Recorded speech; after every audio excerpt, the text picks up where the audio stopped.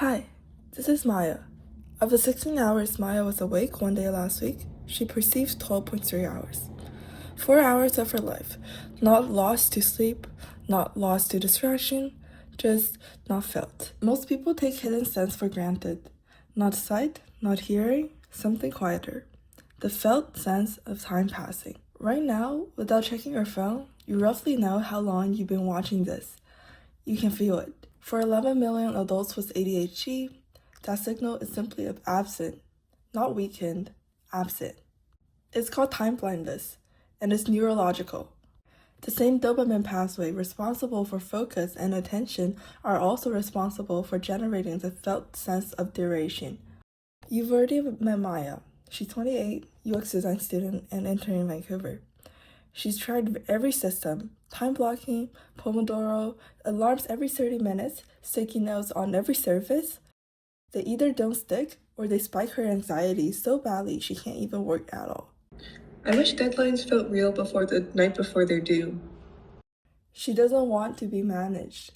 She wants to feel time the way other people seem to naturally. Introducing a new element to the Apple Health system, time perception. A system that lives inside Apple Health and iPhone's native interface, running completely passively. Maya never has to open it, configure it, or remember to use it. When she opens her phone, a quiet widget reads her current state, just where her internal clock is right now. Today it reads synchronized, nice, and her dynamic island also subtly reminds her that she's grounded. However, like many of us like to do, today she decides to watch some TikToks before she gets up from bed. Scrolling is fun, but after a while, something pops up. Your time is slipping by. You are experiencing time more compressed than usual. Do I want to slow it down? Yes. A colored border appears to remind you of your current state, and the grayscale of your screen will slowly fade. This decreases the visual dopamine that you get from watching videos and slowly draw you off the content. After a while, judging from my biological data, my time perception have gone back to normal. Let's get to work now and check some emails. After I worked too much and reached the hyper-focus mode, my time perception have gone off normal again. Should I take a step back? Today I'm feeling good, so I'm gonna dismiss it and keep working. Besides real-time notification and intervention, time perception also allows you to look back. In my health app, I could see my current state and my long-term time perception. To understand this graph better, we could look at the time classifications. Time are classified into condensed, synchronized, and stretched. Each of them was a different color. Under Show More Data, you could see the visualization of 3 times of time perception and also your average time perception.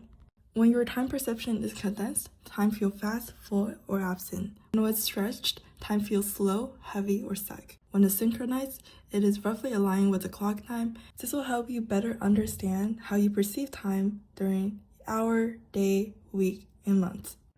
Highlights aim to summarize information that are easily readable and important.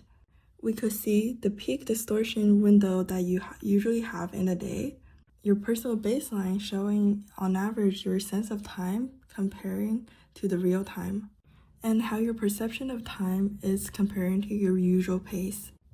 These graphs and visualizations aim to visualize an abstract concept of time into something that is easily understandable and tangible. You could also read more about time perception, understanding how in the back end we calculate those data for you. With the source data, it give you a better understanding of how each data contribute to your time perception. We give glasses to people whose eyes don't focus correctly. We give hearing aids to people whose ears don't process sound clearly. We have never given anything meaningful besides just chemical medicines to the millions of people whose brain don't naturally generate a felt sense of time. Time perception doesn't ask Maya to change how her brain works. It changes what her environments tell her. It translates an invisible dimension of experience, one her neurology was never going to provide on its own, into something that she can finally feel, see, and understand. No new app to learn, no habit to build, no alarm that punish her for being exactly who she is. Just time. Finally, tangible.